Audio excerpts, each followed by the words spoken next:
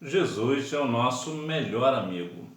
Mas, humanamente falando, qual é o nome do seu melhor amigo? Ou da sua melhor amiga? Esta é a lição número 10 da classe de adolescentes. O amor pelos amigos. O hino sugerido para esta aula é o hino 8, 198 e o 200. Jesus é de fato o nosso melhor amigo. Ele é o nosso bom amigo. É o bondoso amigo. Mas é verdade que nós, na nossa caminhada, nós temos amigos. E quem é o seu melhor amigo, a sua melhor amiga? Tu já parou para pensar nisso? E mais do que isso, você já demonstrou amor por esse seu amigo, essa sua amiga? E ainda mais do que isso, você tem orado por ele ou por ela? E você já parou para pensar que você também deve ser o melhor amigo de alguém? Vamos descobrir. A amizade é um assunto que faz parte da existência humana. Na Bíblia temos vários exemplos de amizades que surgiram em tempos difíceis. A amizade, de modo geral, é muito fácil ter amigos quando está tudo bem. Mas na verdade, a amizade sólida, mesmo firme, é aquela que brota quando existe momentos difíceis. Muitas vezes nós estamos caminhando na nossa vida, na nossa caminhada e observamos que há momentos difíceis e de repente uma pessoa que você nem esperava, de repente começa a se tornar seu amigo. Aquela pessoa que está ali sempre com um conselho pronto para te dar, um conselho, um bom conselho na verdade, porque nem todo conselho é bom, né? Quando você tem pessoas que fazem o que você quer fazer, te apoiam em tudo que você faz, isso não é um exemplo de bom amigo, de uma boa amizade.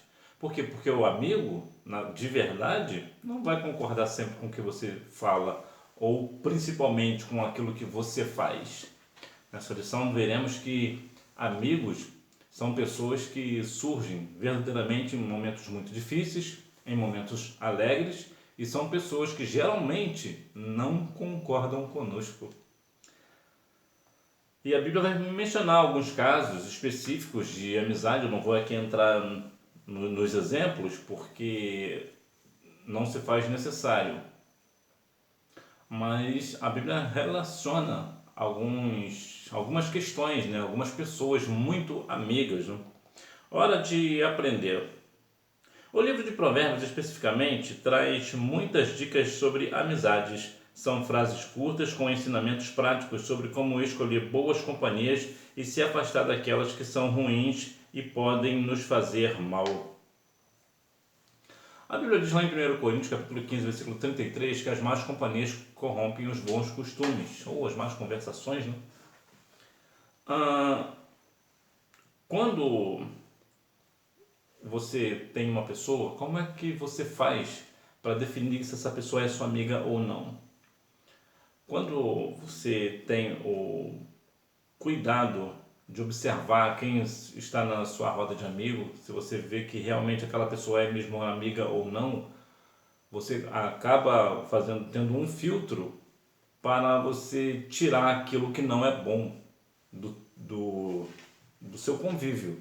Se uma pessoa, você observa que essa pessoa não tem nada de Deus para você, não traz nada de útil para você, uma pessoa que tem maus conselhos, más conversações, é uma má companhia, você imediatamente você faz o quê? Você distancia desta pessoa. Por quê? Para que se você anda com pessoas más, você certamente também terá uma má influência. E infelizmente, nós sempre somos influenciados por nossos amigos. Então, cuidado com o amigo que você tem. Minha mãe sempre fala, né? Falava quando eu era garoto, cuidado com os seus amigos, olha lá com quem você anda. Por quê? Porque são os amigos que nos influenciam e não família, por exemplo. Infelizmente, minha mãe, por exemplo, minha mãe nunca falou, ó, tenha cuidado com seu tio, ou com a sua tia, com seu avô, né, ou com a sua avó, abre o olho com seu primo, com a sua prima. Minha mãe nunca disse isso. Por quê? Porque minha mãe sabe, e o seu pai e sua mãe também sabem, que nossa família, de modo geral, não nos influencia. Quem nos influencia é os amigos, e por isso minha mãe sempre dizia, cuidado com quem você anda, Cuidado com os seus amigos, abre teu olho com os seus amigos. Isso é uma verdade, isso cabe para hoje e vai caber sempre. Nós devemos ter muito cuidado com as nossas companhias, com os nossos amigos. Às vezes você fica pensando, meu pai e minha mãe implicam muito com meu amigo. Se teu pai e sua mãe implicam com seu amigo, é porque de fato eles estão vendo que não é um bom amigo para você. Às vezes você tem essa pessoa como amigo porque essa pessoa te leva para lugares legais, lugares tops, lugares bons, né, de estar. Parque de diversões, por exemplo, cinema, teatro, ou seja, outra coisa, festas. Mas qual é o ponto principal aí? Não é para onde ele está te levando, mas é a confiança que ele está tendo, que você está tendo nele. E isso vai fazer o quê? Vai fazer com que ele acabe levando você. Vai ter uma hora ou outra que ele vai acabar levando você para um lugar que não é bom. Mas como você já confia no seu amigo, na sua amiga, você vai fazer o quê? Você vai atrás dessa pessoa e depois você vai ver aonde que ela vai te enfiar. Então cuidado com as más companhias, aqueles amigos, aquelas pessoas que chegam para você muito perfeitas, já viu? Que de repente uma pessoa chega para você de uma forma assim muito perfeita, gosta de tudo que você gosta, vai para os mesmos lugares que você vai, é tudo muito certinho. Abre o olho, porque geralmente se uma pessoa fez isso é porque essa pessoa está com maldade com você. Então ela criou esse ambiente perfeito para você não desconfiar dela. Desconfie de pessoas que cheguem perto de você muito perfeito. Pessoas que concordam com tudo que você fala, concordam com tudo que você come, tudo que você faz, enfim. Abre o olho. As amizades bíblicas. Exemplos de amizades no Antigo Testamento. No primeiro livro de Samuel, conhecemos a história de Ruth e Noemi. Ruth não era apenas nora, mas também amiga de Noemi. No momento de dificuldade, ela ficou ao lado de sua sogra. A sogra, de modo geral, costuma não ter uma boa história, né, com suas noras, por exemplo. A sogra, de modo geral, todo mundo tem um problema com sogra, né? De modo geral é assim. Mas veja que aqui Ruth, ela não tinha problema com a sua sogra. Ela era amiga. E qual é o ponto aqui? O ponto é que até mesmo uma sogra pode ser a sua melhor amiga.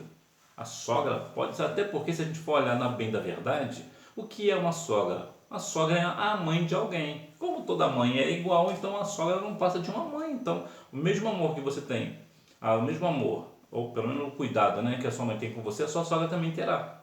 Agora, é claro que existem algumas questões, principalmente sobre a questão do ciúminho, né, que a sogra tem, por exemplo, do filho, né? Geralmente assim, quando namoram, né, quando casam, mas a comida da sua esposa é tão boa quanto da sua mãe. O que é a mãe desse rapaz, na verdade? É a sogra da outra, né?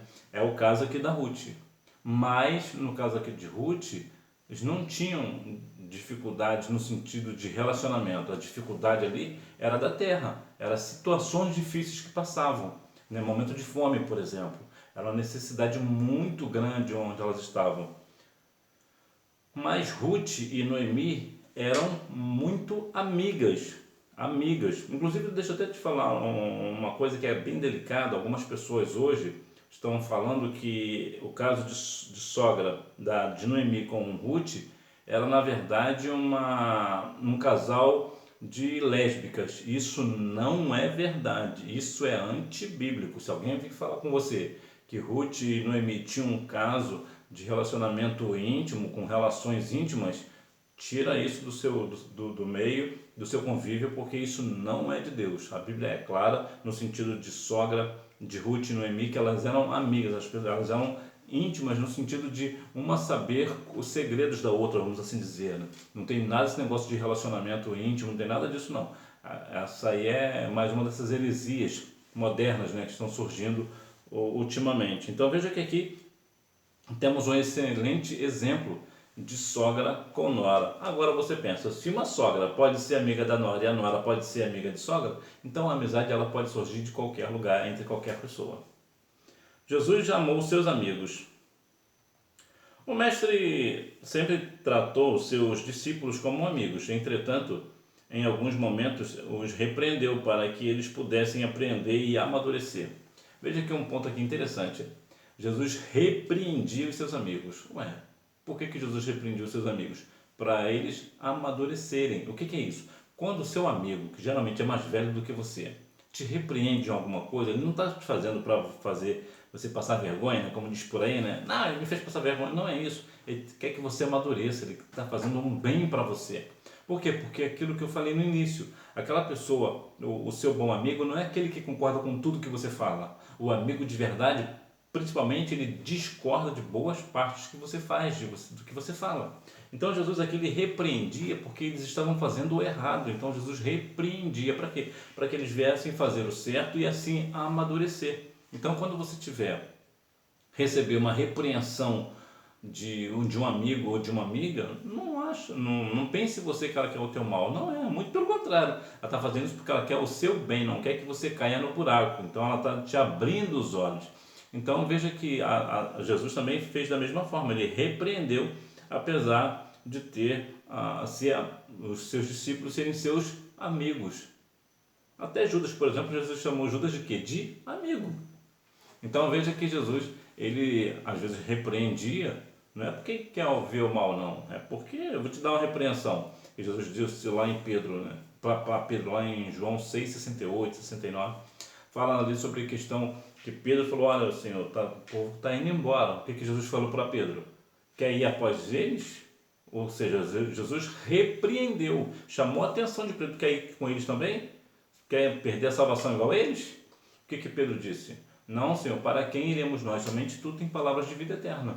Então Jesus ele repreendia no intuito de fazer com que aquela pessoa melhore, com que a pessoa amadureça. É o seu caso. Às vezes quando as pessoas vêm te repreender, e isso também cabe para pai e mãe, né? Quando pai e mãe vêm te repreender, não é porque ele quer o seu mal, não, é porque quer o seu bem. Construindo amizades. Qual a diferença entre colega e amigo? Colega é aquela pessoa que frequenta o mesmo local que você. Por exemplo, estuda na mesma escola, trabalha no mesmo local, pega ônibus no mesmo horário. Já com os amigos, compartilhamos experiências. Ou seja, colega é aquela pessoa que você vê sempre no mesmo lugar. Na escola, por exemplo, você é cheio de amigos. Por quê? Melhor, cheio de colegas. Por quê? Porque são pessoas que estão no mesmo ambiente que você. Ou pegam o ônibus junto com você. Então são seus colegas. Por quê? Porque vocês não têm uma intimidade. Vocês não têm aquela questão, por exemplo, de contar segredo, por exemplo. Mas você conhece eles. Então, como você conhece, mas não tem intimidade, eles são seus colegas. Amigos, a gente compartilha situações. Nós compartilhamos segredos, compartilhamos momentos inesquecíveis juntos, por exemplo. Então, a grande diferença está aqui entre amigos e colegas, né? O colega, qualquer pessoa pode ser seu colega, mas amigos são bem poucos. Demonstração de afeto e afinidade. O amigo não necessariamente frequenta o mesmo local que você. Às vezes você fica semanas ou até meses, mesmo sem conversar com ele. Mas quando se encontram, parece que não se viam há muito tempo. Veja que a demonstração de afeto e afinidade é assim. Você pode até ficar meses, semanas e até anos sem ver uma pessoa. Mas quando vocês se veem, vocês observam que a amizade continua a mesma, não muda. Por quê? Porque o que mede a amizade de vocês não é a distância em que vocês estão. Não é nada disso. São outras situações que medem. Às vezes as pessoas podem ser muito próximas de você e não ser seu amigo, por exemplo. E, nesse caso, pessoas que estão distantes de você há muito tempo, não vê há muitos anos até, mas continuam sendo amigos, apesar de não se falarem há muitos anos por uma questão ou outra. Eu, por exemplo, como eu venho de uma geração que não tinha celular, não existia celular, então eu perdi muitas amizades. Tenho amigos e amigas que eu não sei por onde andam, não faço ideia, mas a amizade continua a mesma. Se a gente de repente se esbarrar, é uma outra coisa. Recentemente eu tive o privilégio de ver um amigo que a gente não se via há mais de 20 anos. Nós perdemos o contato, ele mudou da cidade onde eu moro, perdemos o contato completamente. Até cheguei a procurar ele em rede social, não o achei, mas no ar livre, num culto ao ar livre, ele apareceu. Nos abraçamos, as pessoas ficaram sem entender porque ninguém ali conhecia ele. E conversamos um pouco ou seja, a amizade continua a mesma, mesmo depois de anos, mais de 20 anos que eu não via o meu amigo, mas a amizade continua a mesma, porque o que mede a amizade entre eu e ele não é a distância que nós estamos e nem o tempo que nós não nos vemos. O que mede, na verdade, foi as experiências que tivemos, né? A família, por exemplo, nossas famílias são muito amigas. Então, é esse tipo de situação que, de fato, mede a verdadeira amizade. E uma outra coisa também é que a questão do amigo, que o amigo não fala as coisas para te agradar, aquilo que você quer ouvir. Ele vai falar, de vez em quando, vai falar uma palavra dura. Para quê? Para você despertar e fazer o que realmente precisa ser feito. Não fomos criados para viver isolados. Amigos se desenvolvem juntos, um ajuda o outro na caminhada com conselhos, broncas, apoio e amor. Aqui uma questão muito interessante, que às vezes as pessoas falam assim, alguém é meu amigo porque ele me dá dinheiro, por exemplo. Ele faz as coisas que eu precisava fazer, ele faz por mim. Se eu tenho um trabalho da escola, ele faz para mim e põe meu nome. Isso aí não é ser amigo. Na verdade, uma pessoa que faz isso, na verdade, está prejudicando o amigo, na verdade. Porque o amigo mesmo, olha alguns pontos aqui interessantes. Ele te dá conselhos, e bons conselhos. Ele te aconselha dentro da palavra de Deus. Isso também vale para você. Você também tem que aconselhar as pessoas aonde? Pela palavra. Temos que ter esse entendimento. Amigo também é aquele que te dá bronca. Eu tinha uma amiga que ela me dava bronca, de vez em quando ela me dava umas broncas. E como valia as broncas que ela me dava. Isso fazia com que eu entendesse, eu estava fazendo algo errado, ainda bem que ela me atentou e me despertou para esse negócio. E também tem a questão do apoio, quando a pessoa está numa situação difícil, o amigo dá apoio e também dá amor. Então veja que ser amigos é muito mais do que caminharem junto, é trocar broncas, né? Conselhos, apoio e amor em momentos difíceis. Jesus deu a vida pelos amigos. Jesus chamou os seus discípulos de amigos e disse que essa intimidade é o resultado da obediência aos seus ensinamentos. Essa mesma relação de confiança permanece até os dias atuais. Você é amigo de Jesus? Ou seja, você é obediente aos ensinamentos de Cristo? Ou você é desobediente?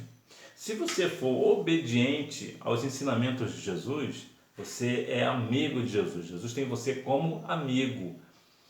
Agora, se você for uma pessoa desobediente à sua palavra, aos ensinamentos de Jesus, ele não vai ver você como amigo. Então, abre o olho. Então, e por que nós somos amigos de Jesus? Porque Jesus deu a vida por nós. Qual é o amigo que dá a vida por outro amigo? De vez em quando vemos alguns casos, né, de um amigo que salvou a vida do outro amigo, arriscou a vida para salvar o amigo. E isso sim é uma amizade sólida, uma amizade muito forte. Então veja que Jesus, ele deseja que nós venhamos ser amigos dele. E como que nós somos amigos dele? Obedecendo a sua palavra, obedecendo os seus ensinamentos, fazendo o que ele mandou fazer. Então, quando nós somos obedientes a Cristo, Jesus nos tem como amigos. Jesus deu a vida pelos seus amigos.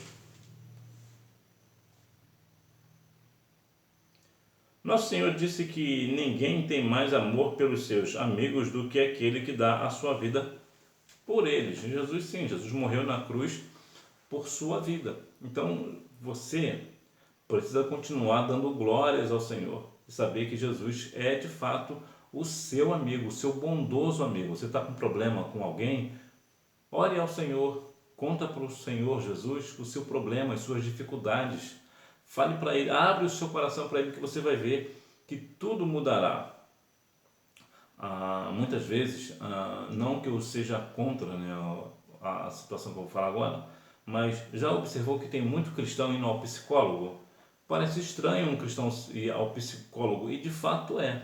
Não é que seja errado, é bom de vez em quando ir conversar com o psicólogo, e isso é saudável para a mente.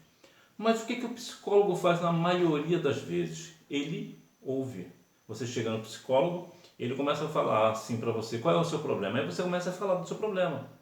E você vai falando, e o psicólogo ele não interrompe você, ele deixa você falar. Depois que você fala tudo, o psicólogo vai perguntar para você assim: como é que você se sente? Aí você vai falar o quê? Eu estou me sentindo melhor. Por que você está se sentindo melhor? Eu te pergunto, eu vou te responder. Porque você falou tudo aquilo que você queria falar. E quem é o melhor psicólogo que existe? Cristo. Então concluímos o quê? Que as pessoas hoje vão ao psicólogo, eu digo aqui na questão cristã. Por que tem muito cristão que vai ao psicólogo? Porque não conversa com o melhor psicólogo de todos. Não conta a sua vida, as suas dificuldades para o Senhor Jesus. Não conta os seus problemas para o Senhor Jesus, que é o melhor psicólogo, porque Jesus vai ouvir tudo, porque Jesus deu a vida por você. Então quando você fala para Ele os seus problemas, abre o seu coração para Ele, o Senhor Jesus está aberto para te ouvir. Então você não precisa ir ao psicólogo, basta você conversar com o Senhor Jesus. É claro que em alguns casos específicos, tem situação que sim, o cristão precisa ir de fato ao psicólogo. Mas o que eu digo é o seguinte: as pessoas vão ao psicólogo, os cristãos vão ao psicólogo, mas não contam nada para Jesus. É só falar com o Senhor Jesus, Ele é o melhor psicólogo de todos. Então basta falar com o Senhor Jesus, que Ele certamente Ele vai te dar uma solução. Até porque você precisa falar, né? Desabafa com o Senhor Jesus, que você vai ver que as coisas vão mudar na sua vida.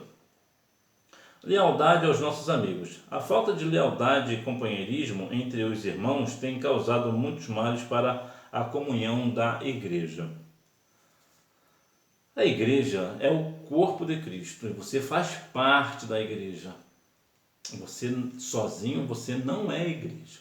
Nós fazemos parte da igreja. Entretanto, a igreja ela é formada por pessoas assim como eu e você, e todos nós somos falhos. Então, por nós sermos falhos, acontecerá males no meio da igreja. Mas o que é preciso fazer para acabar com este negócio? Nós devemos ser leais uns para com os outros. Ou seja, se eu tenho um problema com você, eu tenho que chegar para você e falar: olha, você fez isso e isso e eu não gostei da forma com que você fez. Então eu e você vamos ali entrar num acordo e nós vamos nos perdoar. Acabou o problema. Acabou aqui. É aquela questão lá de Mateus capítulo 18, né, a partir do versículo 15, você vê que Jesus nos dá uma orientação ali extraordinária acerca desse negócio. E é por conta disso, das pessoas não fazerem o que está relatado lá, que está tendo muito problema no seio da igreja. Está tendo muitos males no meio da igreja, muito descontentamento, muita mágoa no coração. Por quê? Porque as pessoas não estão sendo leais uma para com as outras. O que é ser leal nesse ponto? É quando você faz algo para mim, eu não gostei, eu vou lá em você e falo: olha, você fez isso, eu não gostei do que você fez. Eu estou sendo leal com você, eu não estou fazendo fofoca da sua vida. Eu estou sendo leal, eu não estou levando o nosso caso ao pastor, por exemplo, ou a outras pessoas. Eu estou falando diretamente com você. O que é isso? Isso é lealdade. Da mesma forma você comigo. Eu fiz algo com você, você não gostou, você vem a mim e fala comigo. Então nós vamos ali entrar num acordo, num consenso. Então você está sendo leal comigo e eu estou sendo leal com você. Acabou o problema.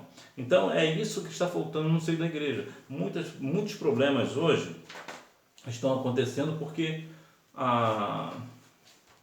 nós não estamos sendo leais uns para com os outros. Portanto, se você tem um problema aí com seu amigo, com a sua amiga, vai conversar com ela, conversa com essa pessoa, fica só entre vocês e acabou o problema. Conclusão: a Bíblia nos ensina a importância de ter colegas e amigos. Por meio dos nossos relacionamentos, aperfeiçoamos nossa personalidade, abençoamos as outras pessoas e com isso glorificamos ao nome de Cristo. Foi Jesus que nos deixou o exemplo do amor que devemos ter pelos amigos, dar a vida por eles. Talvez não necessite de você dar a vida por alguém, mas quando você tem essa questão de lealdade para com seus amigos, você dá apoio, conselho, bronca, e às vezes concorda com ele, porque vai ter momento que você vai concordar. E também você precisa ter maturidade para compreender que as pessoas também não vão concordar sempre com você. E às vezes você pode estar errado. Então você tem que ter aquela hombridade de realmente não estava bem nesse negócio, estava errado. Quantas pessoas tomaram decisões erradas? Pessoas até famosas, no meio artístico, por exemplo, que são pessoas que tomaram a decisão errada, mas depois se retrataram. Não, eu fiz errado com a pessoa e não era aquilo, fiz errado. Nós somos sujeitos às mesmas paixões. Então nós somos falhos e por sermos falhos, vai ter uma hora ou outra que vamos falhar. Mas o que é o diferencial? É você reconhecer que você está errado. E eu vou falar uma coisa para você. Quando você reconhece que você está errado, metade da culpa vai se dissipar, vai acabar. Você vai ter consequências por conta de você estar errado? Sim, em alguns casos você vai sofrer consequência. Mas quando você admite que está errado, essas consequências serão brandas, ou seja, serão mais suaves, mais tranquilas. Por quê? Porque você reconheceu que está errado. O fato de reconhecer que você está errado, isso não dá a você um sentimento de ser mais fraco. Muito pelo contrário, dá a sensação de você ser mais forte. Você é tão forte que você realmente reconheceu que está errado. Quando nós reconhecemos os nossos erros, ficam mais fáceis de acertar da próxima vez. Nós iremos manejar a espada melhor, né? Por quê? Porque sabemos, reconhecemos que estamos errados. Vou te dar um exemplo prático. Quando um time, por exemplo, joga contra o time e ele perde, o que é a primeira coisa que ele vê? Ele vê aonde ele acertou? Não, ele vê onde ele errou. Onde que o time errou, onde o time falhou para perder? Nós falhamos aqui, nós falhamos ali. Então vamos acertar esse ponto. Então na próxima vez que for jogar, certamente vai vencer o jogo. Por quê? Porque acertou, reconheceu onde estava errado. Uma vez que você reconhece que é onde você está errado, você tem mais chances de acertar da próxima vez. Então você reconheça onde você está errado, que se acerte com todo mundo e você vai ver que a sua vida vai melhorar e vai melhorar muito. Vamos praticar. Número 1 é uma resposta pessoal. Número 2 é assim: Ruth, Noemi, Davi, Jonatas, Paulo, Timóteo, Jesus, humanidade. Que Deus em Cristo continue abençoando a sua vida e que você continue valorizando os seus amigos, né? O amor pelos amigos, que você continue tendo amor pelos seus amigos e principalmente amor pelo Senhor Jesus Cristo, aquele amigo que morreu na cruz do Calvário para que você pudesse ter vida e vida em abundância. Que Deus em Cristo continue abençoando a sua vida e você me vê na próxima aula, se Deus quiser. Tchau, amigo!